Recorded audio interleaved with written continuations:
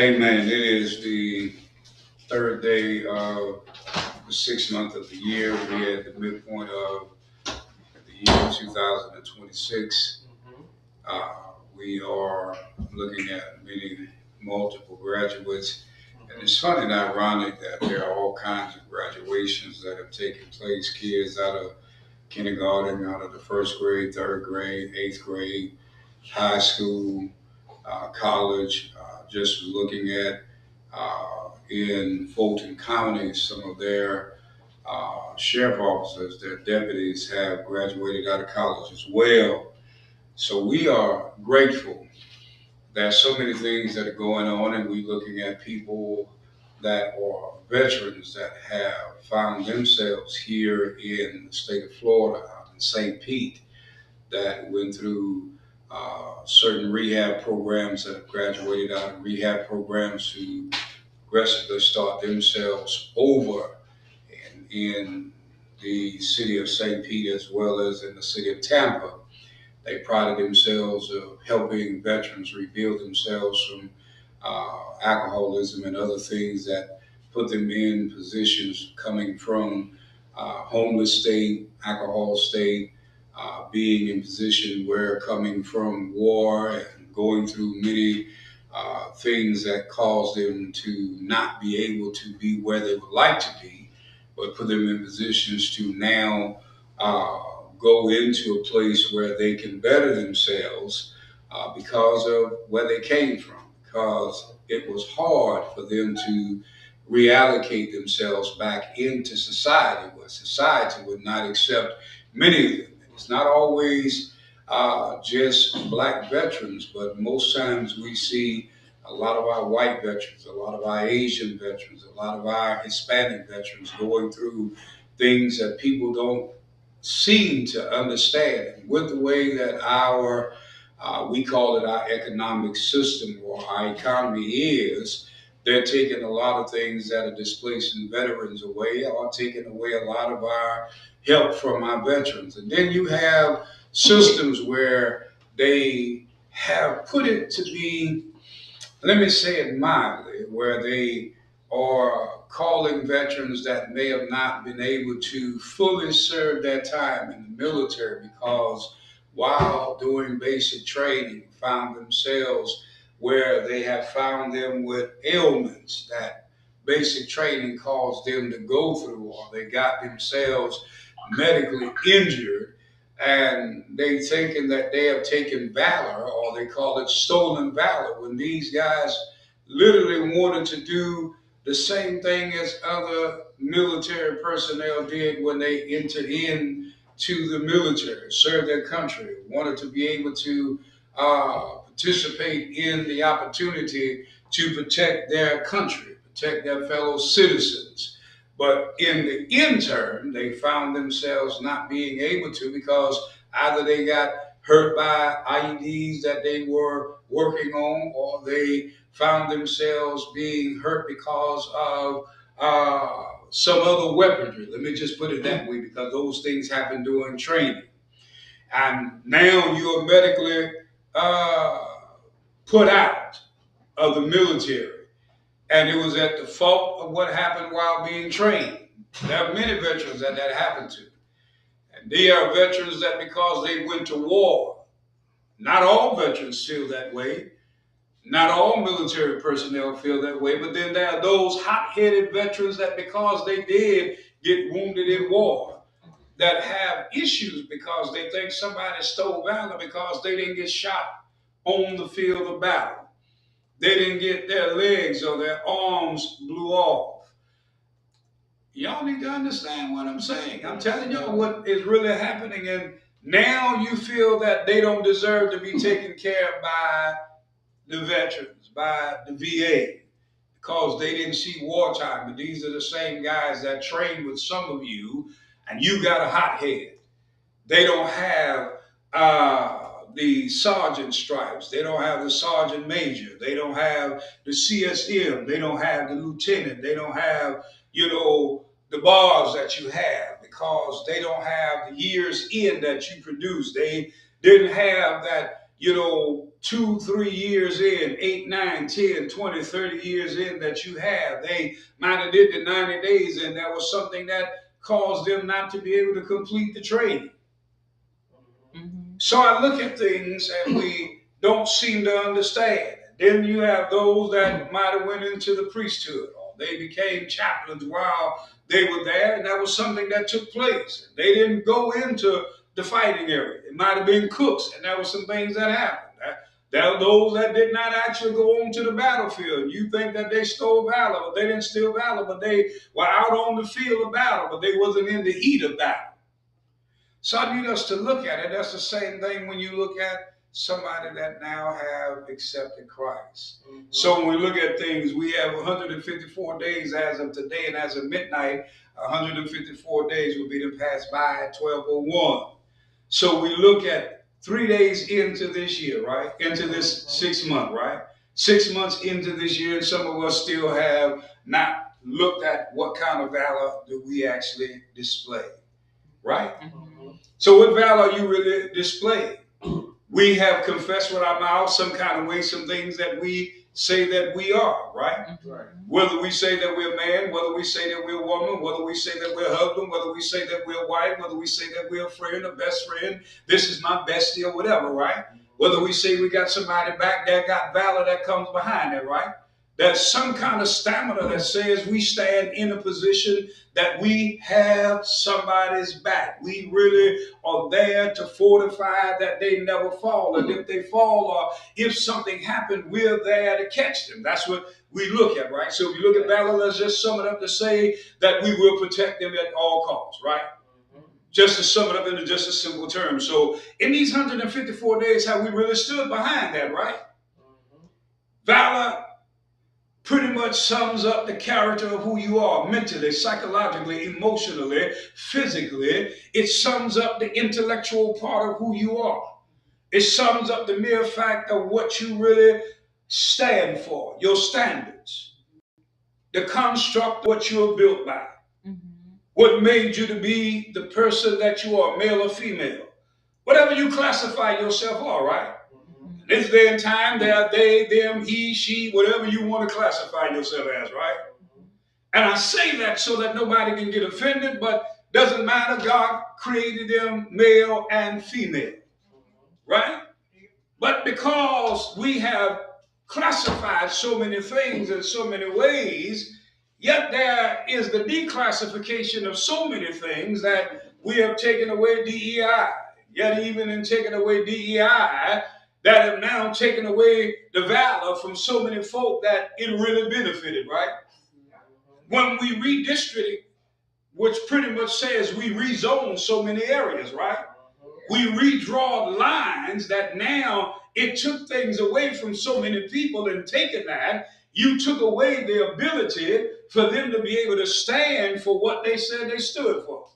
And if we look at that and we take the time to really now put a peg in it, you remove folk that really stood behind the principles whereby that now carry the weight to be able to put into play what really now allowed you to be able to now have the things that you had and the freedoms that you really are able to enjoy, right? So when you look at we the people, in order to form a more perfect union, right? That's what it said, right? And if that is the case, it only stood for certain folk. Didn't stand for everybody, right? Because if it really stood for everybody, and it was about being equally yoked for everybody, but yet the word tells us don't be unequally yoked with folk, right? But then when you look at Daniel chapter 3, and I'm gonna tell you where I'm going at in a moment, because in these 154 days that we are getting ready to max out at 12:01, you look at all of the hours that would be the maxed out at 12:01 as well. 3,696 hours will be the maxed out as well, right? So in that 154 days that are maxed out at 1201, 3,696 hours that will be the maxed out at 1201, what did you really do about your own self while you mind everybody else's business? And if we, the people that really have established a more perfect union, and we have unified, because when you look at union, that means we came together. We established, we really put something that really meant something, that really said and established the fact that we were going somewhere together. We decided to intimately now learn how we can now build something that really put us in a place, in position, that we were all going in the same direction with the same mind, the same mindset, the same mentality, same psychological sight of where we wanted to end up. But that's not where we went, because we were still killing each other up. And that's where we all still at now, right? We all said we believed in the same God, because that same God gave us the same inalienable rights to be able to live together. But that is not what we live by, right? If I'm wrong, y'all tell me. Didn't impress upon the fact of what the nature and the color of somebody's skin or sexual orientation was, did it? But in the 3rd chapter of Daniel, we look at the mere fact, because I'm going to step aside and you look, my daughter put up Isaiah chapter 6, verse 1 through 5. Those of you that can see our background on our green screen. But in Daniel chapter 3, you see that Daniel is looking at the mere fact as he writes and gives a previous look into the history of Nebuchadnezzar. And in that, in the plain of Dura, just like here in Mar-a-Lago not long ago, yet a statue was erected, right? And in the plain of Dura, you'll see that Nebuchadnezzar with the Chaldeans and the Babylonians, he erected a 90-foot tall statue, 30-foot wide statue of Nebuchadnezzar himself that was a king. Right? Of gold. Am I making any sense? What does that have to do with last week? What does that have to do with this week? What does that have to even do with anything that was ministered on Sunday, right? It has a lot. And what does that have to do with 154 hours? Because just a week before they celebrated Pentecost, but we didn't talk about Pentecost. Everybody want to celebrate Pentecost because every 50 days the Spirit of the Lord came down and dwelt among the people. Because when you look at that and the Spirit of the Lord coming down, and if that was the case, then tell me why we still acting like we plumb fools, plumb jacks, plumb crazy out of our mind. Why is the body believers still acting like they have no relationship with God? Why is there still so much sin rampant in the land? Why folk have not come together? Why brothers and sisters still have so much hate in their heart and hatred towards one another that they have not fixed things that happened when they were children? Why mothers and fathers have not fixed the relationship between them and their children?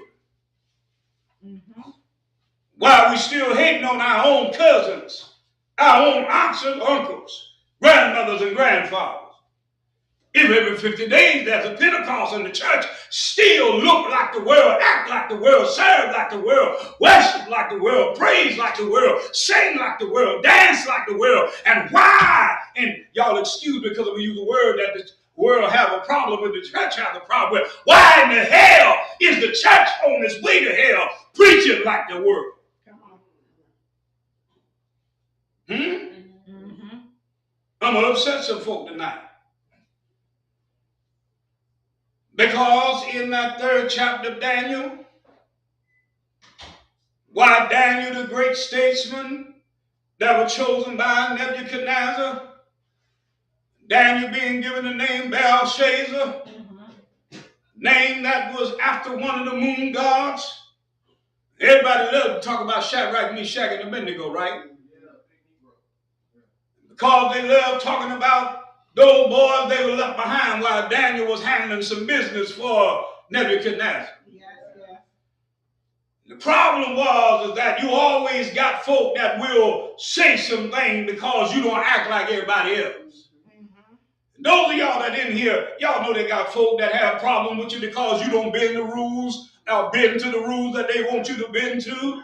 And because you don't act like them, but you do act like who you are, and you stay who you are, and because you don't give in to them like they want you to give in to, and you still serve God the way God says serve Him, and you always blessed, but they always want to infringe on your blessing. Come on. See, that's where y'all should have been shouting. Come on, come on. What does that have to do with Isaiah chapter 6? I'm going to show you in a moment. Because Isaiah talked about lips. Mm-hmm. He talked about the people that had lips. Mm-hmm. He talked about how bad his lips were. Mm-hmm. He talked about how bad the people had lips. Yeah. Daniel chapter 3 in so many ways talked about the lips of some folk. Mm-hmm. When you talk about lips, lips got conversations coming out of, right? Yes. You talk about lips, they got tongues that go with lips. Mm-hmm. Mouths go with lips. Yeah. Vocal cords go with lips. Mm-hmm. Air coming out of lungs that cause vocal cords to move. Come on. There's a voice box or larynx that go with lips, don't it? Mm-hmm. Y'all better talk to me. Y'all gonna catch it. People got mentalities and mindsets and corrupt mindsets. And David talks about it as well when he said, he know our thoughts in Psalm 139 are far off, though. Yeah. Am I right about it? Yes. In that same Psalm 139, somewhere around verse 20 to verse 24, he says that, search me, Lord. Mm-hmm. Know my thoughts. Mm-hmm. If you find anything that's not right, Mm-hmm. then there's a song says, search me, Lord.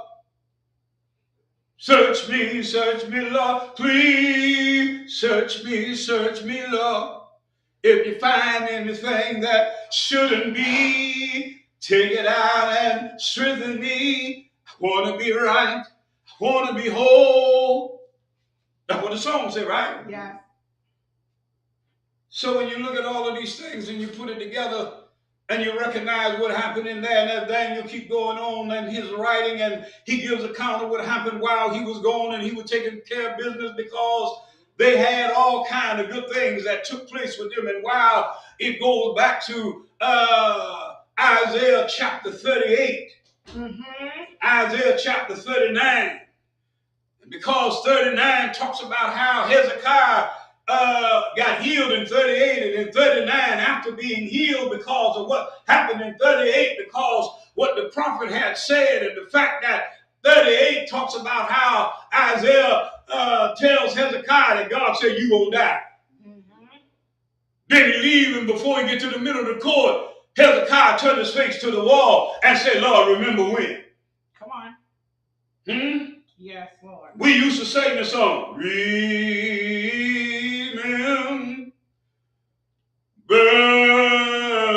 me. That's what we used to say, right? Yes. We want the Lord to remember the good stuff we did, but we want him to forget everything that we did wrong, everything that was sinful, everything that did not pertain to the stuff that, because we don't want God to blot us out, right? Yes. That's what David said in Psalm 51, right? Mm-hmm. So here now, again, what does that have to do with Daniel chapter 3? What does 39 says? Because in 39, Hezekiah now show all of the good stuff to the wrong people. Mm-hmm. You let people in your house peep at stuff they ain't got no business peeping at. He showed them all the stuff in his own house and then showed them all the stuff in the house of the Lord. They come and take all the stuff that was in his house and in the house of the Lord. God tells him at the end of 39 that everything that was in his house and even his children would wind up going into captivity. And that's why those boys found themselves in captivity. Mm-hmm.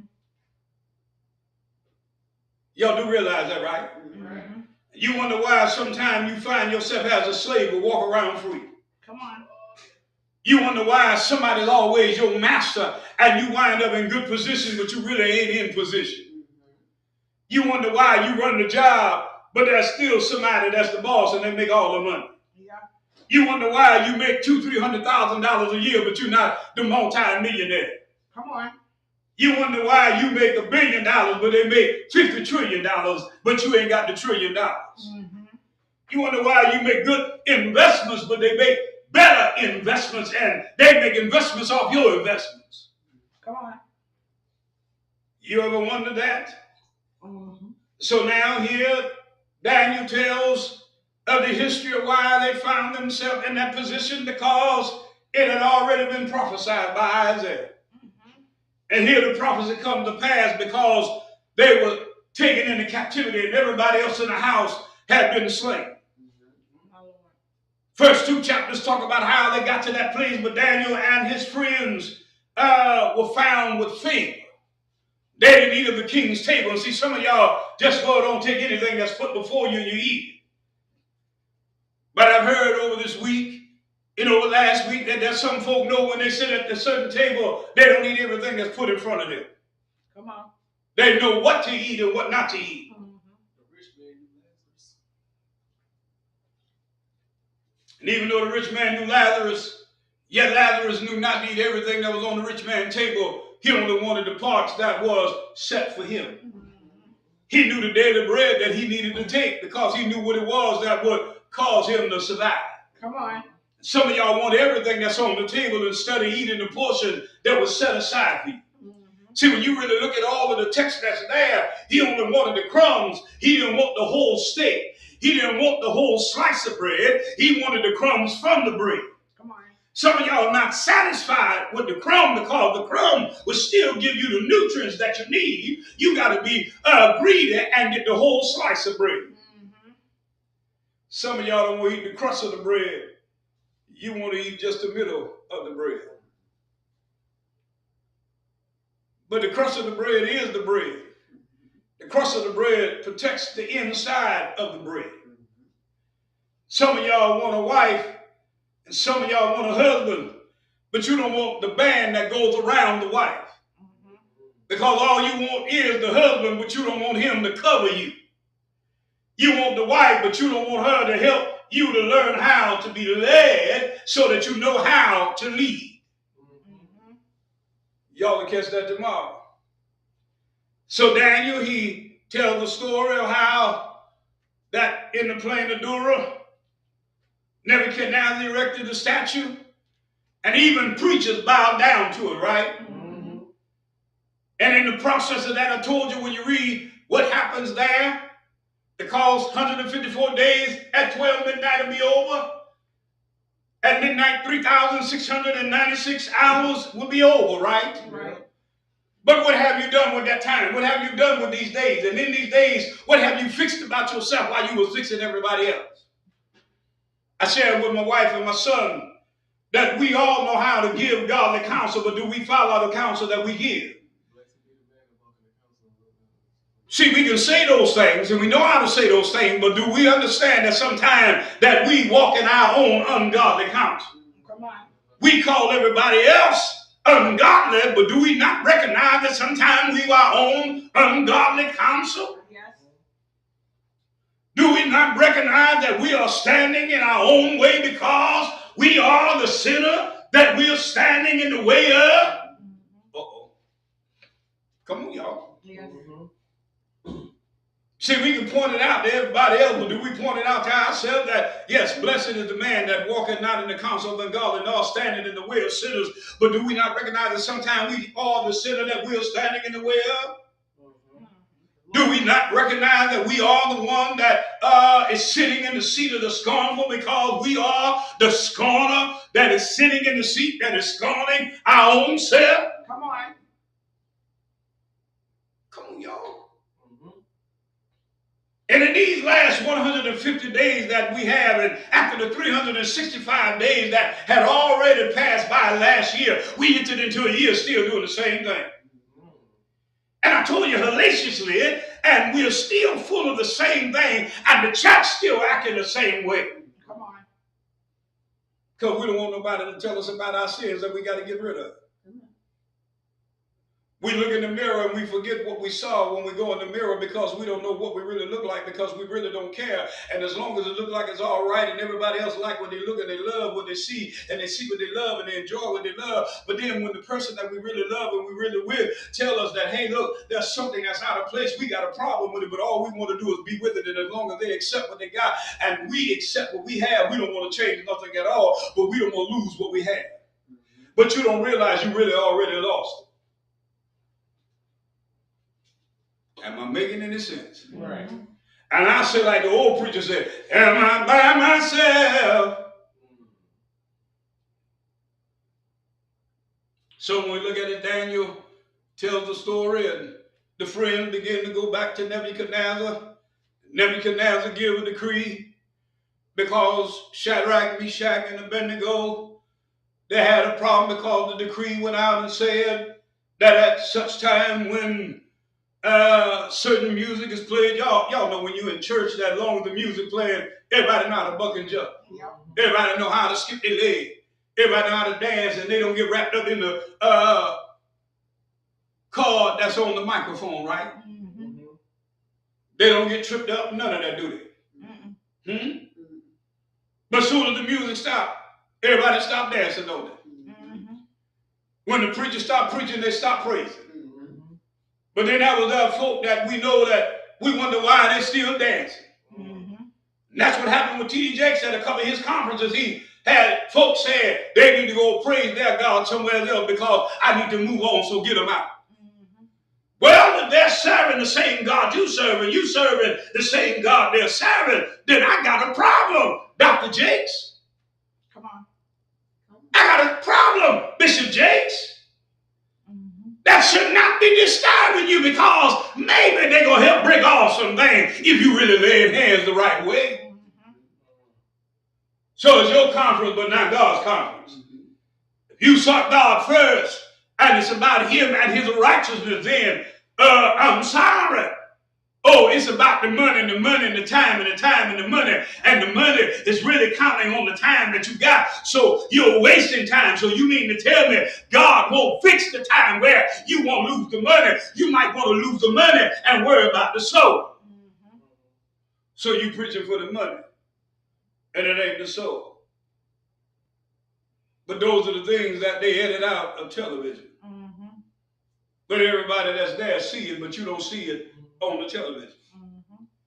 So what I'm trying to get us to understand as we're moving forward and as we're going to where we need to go, and in this last quarter of the second quarter of this year, are we really moving to where we need to be and advancing? It's the same thing that we're doing now, because every war that we have always been about power and money and about resources, but yet God put the resources there because when He created the garden and planted the garden for Adam, and now they have you believing that there was an Eve that was created before He created Eve because they call her Lilith, and they try to tell you something different, but you have to know the word for yourself. He said, and you shall know what? The truth, and the truth shall make you free. So now, when the music played, here you got all the believers that are part of the children of Israel. The Babylonians and the Chaldeans, the sackbut, the dulcimer, the harp, all kind of music played. The children of Israel, everybody bowed down but three. That's what the word said, right? You can read it for yourself. I'm going to show you how to tie into Isaiah 6:1-5. Because I need you to understand when we say things are dead. Come on. My daughter-in-law said some things similar to that. And I need to understand because God had me to deal with some things because, see, you still got some UZZIAHs. There are individual UZZIAHs in our life. And if UZZIAH still is attached, if there's still some residue that you can smell, and the smell is still able to come up and rise to your nose, if you can still smell it in your mind, if you still drawn by certain smells that attract you, that now still reignite hungers and desires and appetites. Come on. Recreate hunger, desires, and appetites to want to make you go out and do some of the same things. Still make you want to go out there and want to harm some folk. Now, it's one thing to have a thought. It's another thing to act upon the thought. Does that make any sense to anybody? Yes. So here now, they went and told the king that, hey, them boys ain't bowing down. Y'all know some folk like that in church? Y'all know some folk like that in your neighborhood? Y'all know some folk like that on the job? They gave a warning. The king said, I'm going to give you one more time. And the next time you hear this music and you don't bow down, I got a furnace that's already been heated up. Then they heated it up hotter. You don't want me to say something else. Say another word. Y'all know the old folk used to tell us that if we ain't want to act right, right? They had them certain call words that you knew that if they got up, you don't want me to get up. Come on. You don't want me to pull his shoe off. You don't want me to pull his belt off. If I tell you one more time, if I got to speak one more again, if I got to lift my head up, if I got to get up off of this sofa, if I got to get up out of this bed, am I lying, anybody? No. If y'all know what the old folks said, right? If I grab this switch,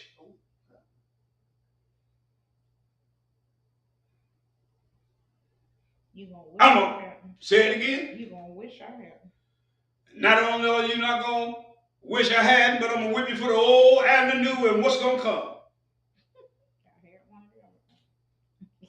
My mama said when I grab hold of you, not only are you not going to sit out all day, but you're going to pray that Jesus take me off you. If I reach around there and grab you, you was in church acting up, them ushers will walk by. When you look again, they done slap you in your mouth. And they were so quick about it, you ain't had time enough to cry. They hit you and tell you, you better not cry. I wish you would cry. Come on, y'all. What does that have to do with anything? Because you had 221,760 minutes. My son loved the Williams brothers when they talk about sweep around your own front door. The Bible says don't be a busybody in other men's affairs. So here they done went on and done what they had to do, and because they did not bow down to what the king said. I'm curious why we bow down to everybody. You so much love God. You so much trust God. You so much have a relationship with Jesus, and I'm not testing and I'm not challenging nobody's relationship in the Lord. But if that is the case, and I'm not challenging your love for your husband, your wife, your man, your woman, I'm not challenging your marriage or none of that. But if it is that way, then why is it so easy for us to give in to somebody else? To something else? To compromise so easy? I understand the struggles. Trust you me. If there's anybody that know how and know what it is, I can tell you. Yeah. Well, I can tell you because there are some things I ain't been through everything, but I've been through enough. And the person that have been through the things that I've allowed myself to go through because I gave in enough to it. And when it presented itself, I can recognize it. Even when it tried to disguise itself and hide itself, I understand it. Because it will come so subtle. It will come like that ain't even what it is. It's so smooth. It's like Ryan Isley said, you can't slick a cat off.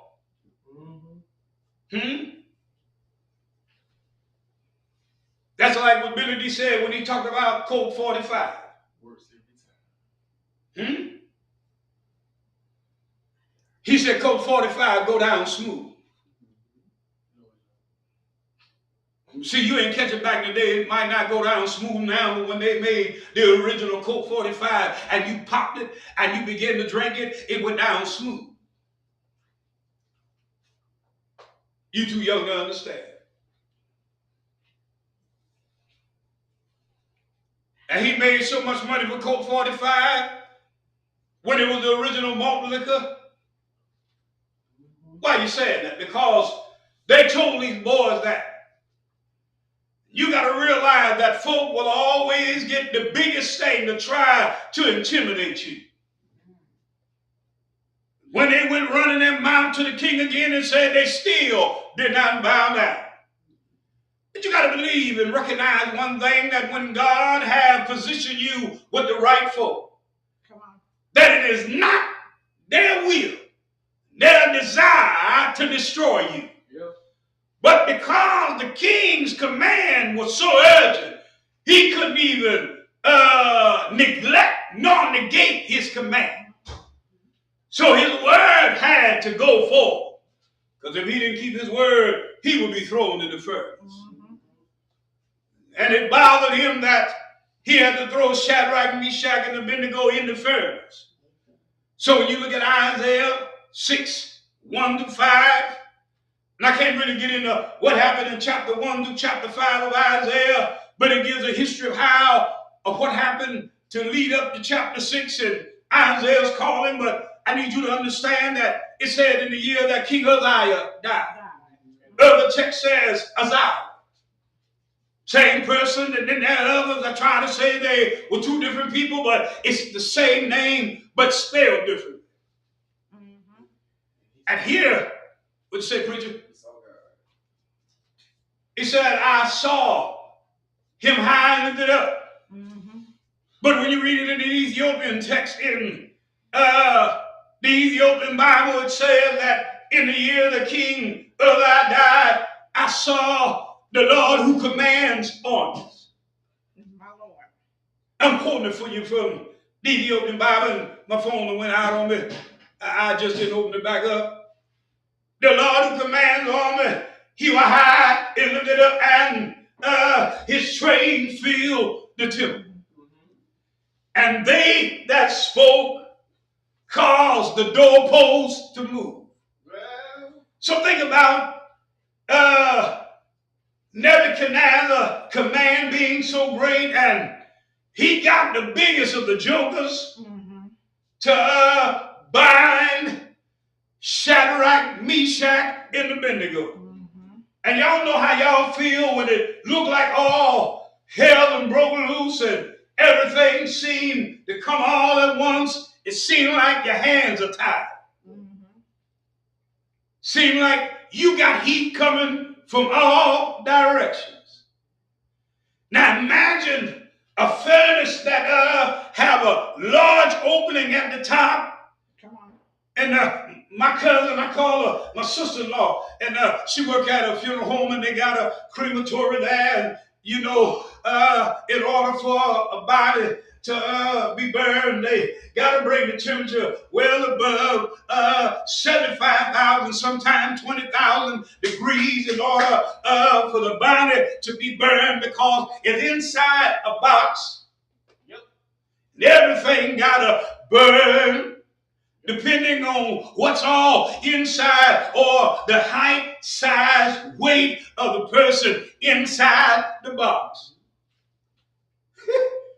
Now think about, they had took everything that Shadrach, Meshach, and Abednego had, and they took all their belongings and they put it on them and tied them up and bound them together. And these big men had to open up this big iron door. And when they got ready to throw them in, they heated up the furnace 7 times hotter than it ought to be heated. And y'all know fire. Anything you know about fire, when you open up the door, you got to make sure, because when you open it up, air and fire is the nitrogen that heat up the fire. Come on, y'all. It ain't the oxygen, but it's the nitrogen in the air that fuel the fire. If you thought oxygen heated up fire, it's not oxygen, but it's the nitrogen oxide that causes fire to be fueled. As soon as they opened up the door, it consumed these men. And And imagine them burning down the ashes. But imagine going to hell and burning and never burning up. So imagine them putting them on a roller in the box, and they're standing at the end of this roller and pressing a button while the body is rolling into a furnace that's hot, and they on this end. And where my sister-in-law sitting is by where the opening is, and they can feel the heat 10 feet away from them. That's hotter than hell.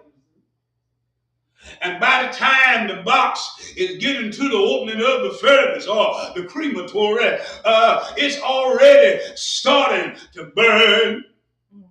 Am I right about it? Am I lying, Ann?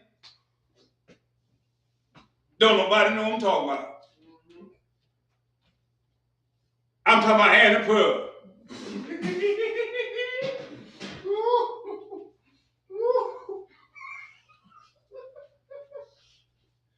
Ann and Pearl Gifford, ain't that right?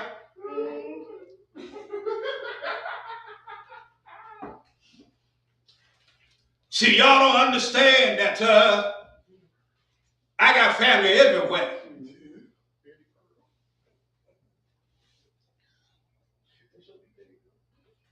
I didn't just get schooled by Ann and Pearl Gifford, but I got schooled by my brother down in Louisiana.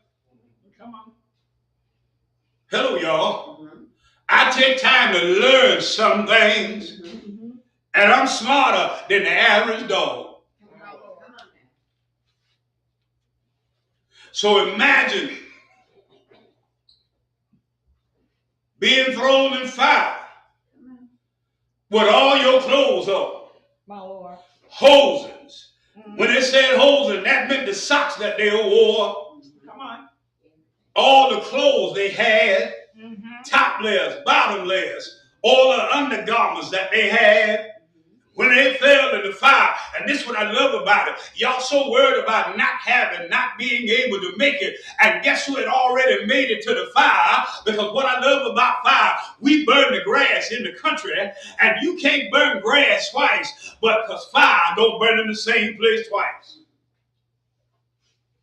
And this is what happened with the fire. And here's what Nebuchadnezzar did. He was standing to wait to see what happened because he did not want them to go in the fire. So he looked down in the fire. And before they fell in the fire, and by the time they landed in the fire, he saw 4 in the fire. Because he knew one supposed to be but 3 in the fire. And he said the 4th one looked like the Son of God. So what they got to do with Isaiah? What I'm trying to tell you, you got 154 days at 12:01 that's going to be over. And then 154 days, why you still been worried about the fire of hell that's been burning you up? In 3,696 hours at 12:01, why you ain't mind your business in all these hours? What plans and what restructure and what structure have you set up? What have you rebuilt and remodeled in your own life, in your own home, with your own family, in your own neighborhoods? They have done reconstruction and took you back to Jim Crow, and you sitting on your rusty dusty doing nothing. The church still stuck, and you still let them carry you on like they did while you were slaves. Boy, I want y'all to get mad. God got a 10% remnant that's coming out, and those of you that say you are with the Lord are still fighting against those that are with the Lord. They still want to whitewash you and whitewash the body of believers. Oh, y'all should have started shouting. So look at what happened. When they fell in, the only thing that burned off of them was the ties that had them tied down. So you got to think about what happened in Galatians chapter 5. He told them, stand still. Huh? That's what he told them, right? Then he told them to be not entangled again with the yoke of bondage. He unbound their hands because they were bound by what the law said when it already nailed the law to the cross and annulled the law when you go back to Hebrews chapter 10, chapter 11, and by the time you get chapter 12, he says in verse 1, wherefore, seeing we are compassed about with such great cloud of witness, let us lay aside every weight. You still worried about what the weight of what the law said when I've already let you know you ain't got to worry about it. Chapter 11 told you of all those that he had now brought to by faith. Now faith is the substance of things hoped for, and you got evidence to prove it because I just gave you many witnesses of what that evidence really is. Y'all gonna talk to me? Yeah. You had all these minutes that are getting ready to come to an end. Because by the time 12:01, you done had 2,221, 760 minutes that will be done. You mean to tell me just the minutes alone is enough to deal with it? Let me tell you the microseconds that you got. I'm going to jump all the way to the microseconds. You got 47,900,000 microseconds that you done had. Micro. Do you realize how much a microsecond is? Y'all look it up. I told y'all I love numbers. When I gambled, when I played poker, and I played all of that other stuff in blackjack, I counted cards in my head. So I knew what it was I was playing, and that's how I won. Did the same thing when I played tuck. Let me help you understand, because when you're doing that same thing, playing pity pat, counting cards, numbers are a good thing. God worked by numbers because you got to think about the mere fact that Enoch lived 365 days, or rather years, and he was not, because he became eternal. Methuselah lived 969 years. Am I right about it? You got to think all about the fact that man never lived over 1,000 years, because God said that a day is as 1,000 years, and 1,000 years is as a day unto the Lord. Right. So when you think about all of that, and 1 year is 365 days in 1 year. Come on. So if Enoch lived 365 years, My Lord. we only have made 1 year of the 365 years. Y'all are catching. We ain't even lived a whole day yet. But yet man left eternity when he did not set his house in order in the garden. And Isaiah said that when UZZIAH died, you mean to tell me all these UZZIAHs that we keep resurrecting out of the grave that should stay buried, and we ought to bury some other UZZIAHs and let them stay dead? We keep resurrecting UZZIAHs, and that's why we got all the trouble that we have in the world. Come on. Well, if you don't believe it, let me take you to Matthew real quick. He said that the reason why we got all these problems in Matthew 24, he said because the love of many have grown wax cold. We don't really love. We got a Sunday morning love. We got a funny kind of love. We love with our lips.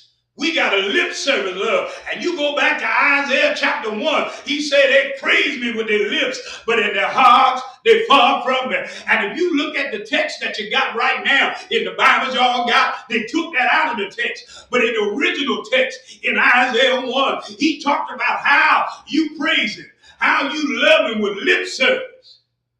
But in your heart, and he ain't talking about your fleshly heart, he talking about in your mind. But oh, that's right. When all of these famous singers sung songs that had some of the same resounding sounds and words. And then when R. Kelly came back and said, my mind is telling me no. But when your body,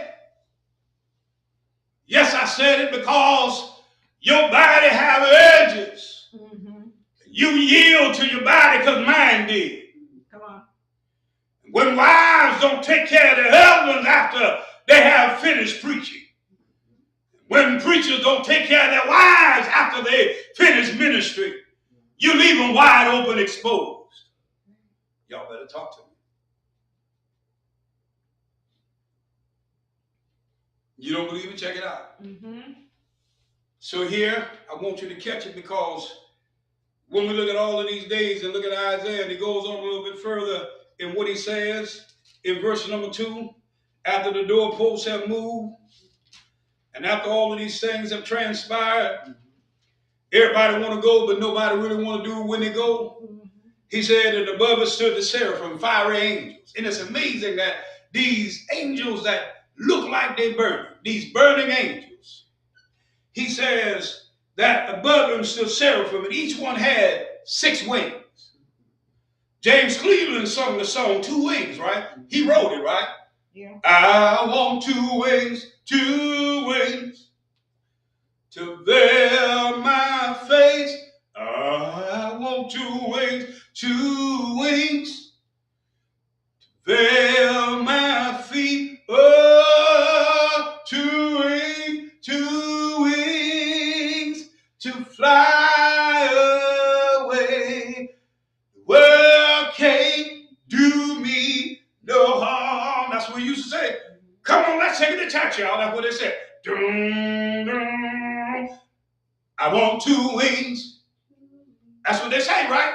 Oh, I feel good now. Because that's what we say, right? Everybody want to say it, but how you want 2 wings and not understanding what that means? See, our feet are swift to run the evil. They're swift to run the murder. They're swift to run to all kinds of sin. They're swift to run the mischief. But he said they had 2 wings with 2 that covered their face. See, they made sure that their face was covered because they really couldn't look upon the face of the Lord. Upon him that had the armies of everything. They knew to bow down because John talks in Revelation that when the 24 elders got off of their thrones, that they took their crowns off and they bowed down and rolled their crowns toward him that sat on the throne. When they bowed down and they lifted their head, they saw something different about it. My question is, what do we see different about each other every time we encounter each other? When we come to the house that we call the house of the Lord, the house of mercy, the house of prayer, the house of praise, the house of worship, what do we see different about each other? Because that should be something we see different about each other. We already know that each one of us are subject to sin. We already know that somebody done some things that they ain't had no business doing. But are we lifting each other up that God will build each other up? That God will strengthen each other so that we ain't falling back to the same privilege. See, I already know that my flesh got some things that it still ain't right with, because I'm telling you now that sometimes I told y'all that I want to make some phone calls. I want to bust somebody upside the head. I ride down the highway with the way some of these folk be driving. I be ready to just go off home. We drove home yesterday and I wanted to get out of the car the way they cut us off. I said, now back home, they get out the car. Back in the 80s, and they get out the car and bust the window and bust you upside your head. Come on, y'all. Am I lying? Is that what I said? Yes. So let me use me.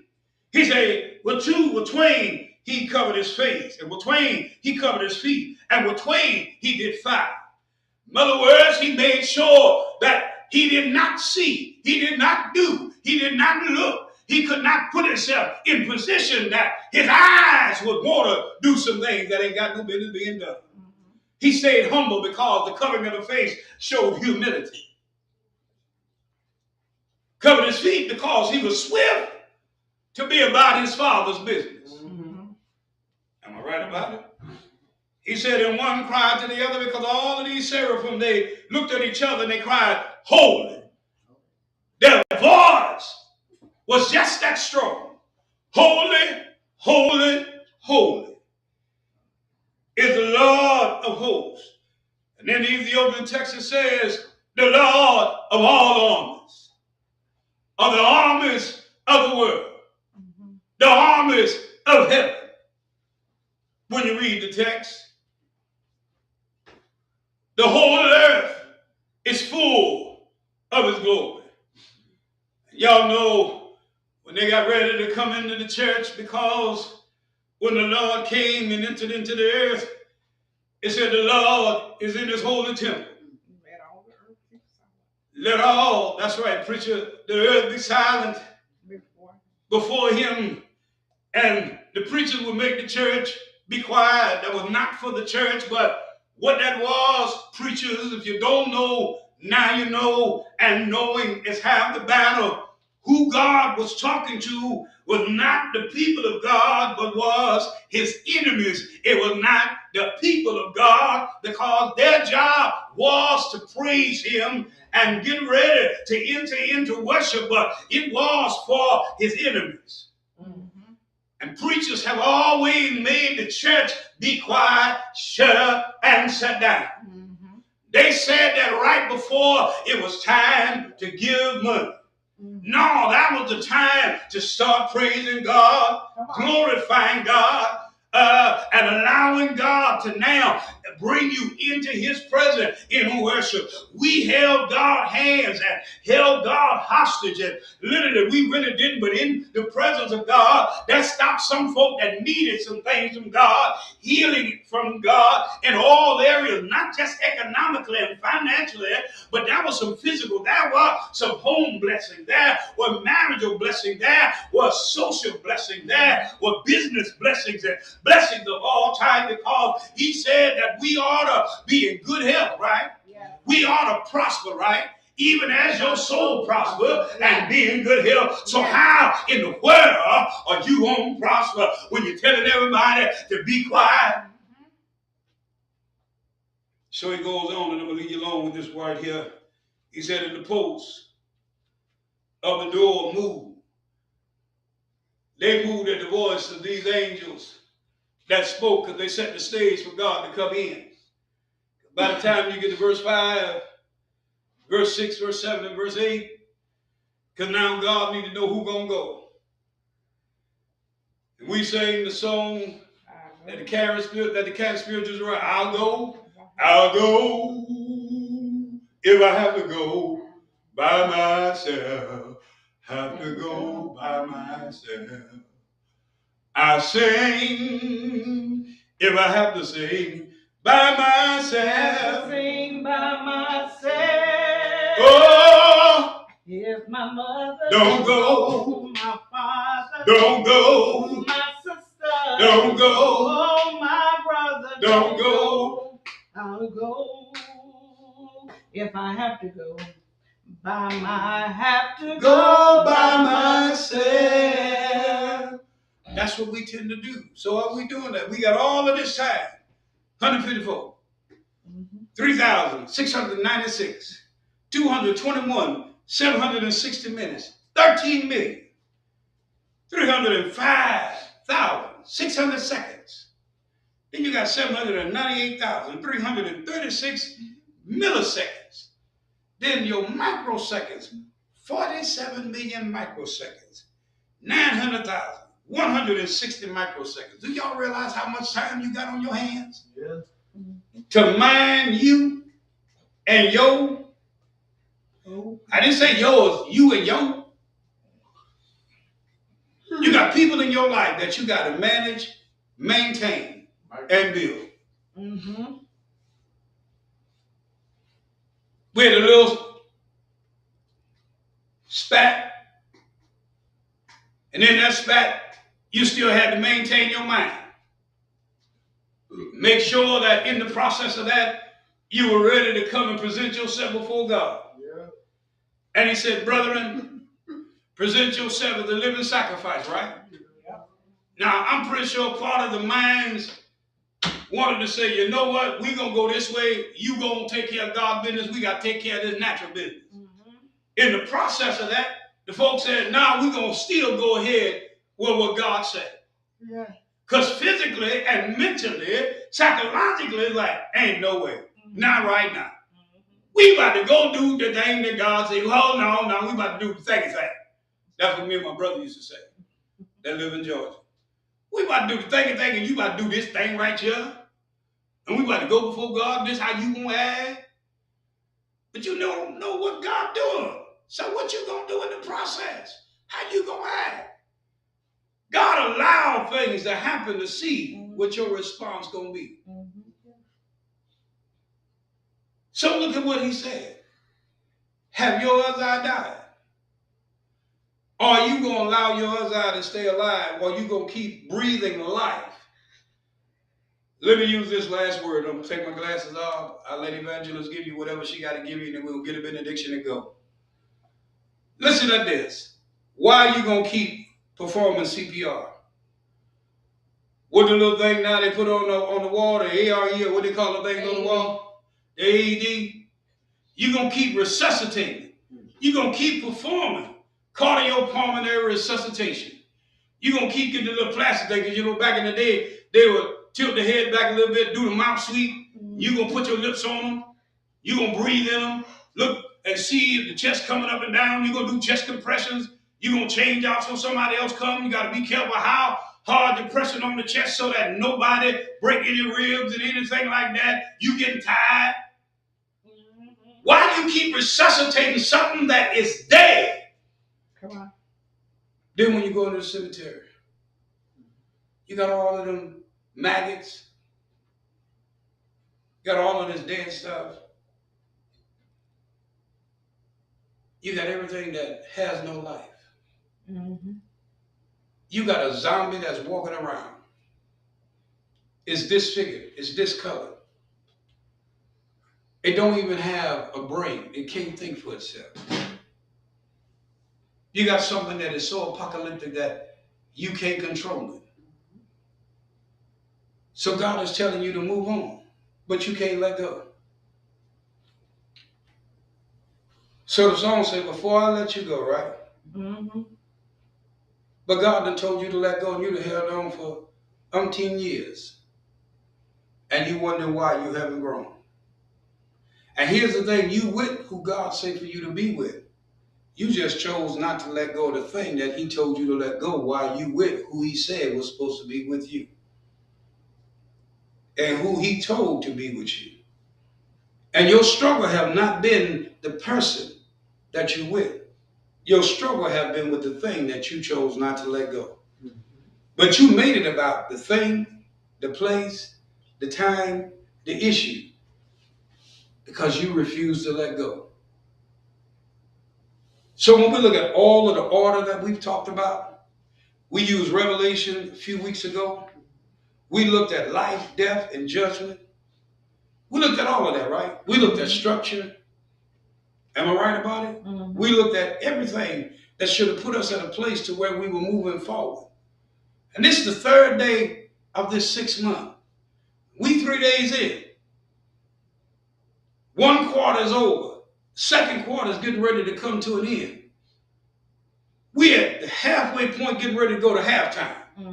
Are you ready to win the game? My son was telling me as he watched the NBA Finals, you got two teams in that they thought one of them wasn't going to be there. Do you not realize you're going to find the people that you thought were supposed to be in hell might not be there? Come on. The people that you thought that was supposed to be in hell might be in heaven. Come on.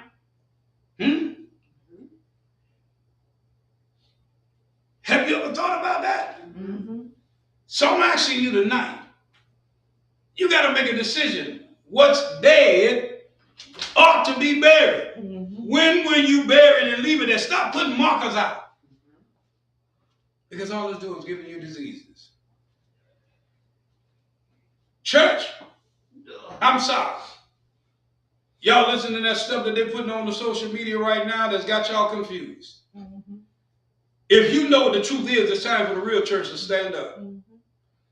My mama Augusta used to say all the time, it's time for every man to stand up and be a man and every woman to stand up and be a real woman. And if you call yourself a man and call yourself a woman, you might want to stand up and really be that. Because now if you calling yourself a part of the body of believers and you calling yourself a follower of Christ, then you need to stand up and be just what it is. Because you're going to stand out no matter what. I stand out everywhere I go. I don't care what I do. I don't have to wear a shirt that says Jesus. I don't have to wear a shirt that says shepherd or whatever. I'm sorry. I get found out everywhere I go. My conversation tell on me, and I ain't even got to be talking about Jesus. My conversation tell on me, period, point blank. It is what it is. So I've gotten to the place in my life, I'm just going to be John and I'm just going to talk. Because my conversation going to tell on me no matter what. So I pray tonight you got something out of what God had to say. Because it was a simple lesson. Because I'm waiting for him to give me that oomph. But I guess the oomph was already there. Because I'm looking for him to take it somewhere else. And he said, stay right there. Stay right there. Because I'm ready to go somewhere else. I say, no, don't go nowhere else. I'm ready to go to Revelation 18. Say, no. I want to go to Revelation, 19. Say, no. Go on to Romans. Say, no. Stay where I got you at. Say, okay. I'm going to stop asking. Because see, y'all don't understand how God work on some of us and how he deal with some of us. So I stay right there. I'm well educated. Got the paperwork to prove it. But it's put up because I choose not to have it all out.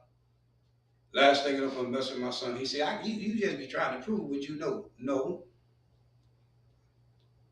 And we pick all the time. No, it's just me. But sometimes I just let folk know, here I am. I'm still here.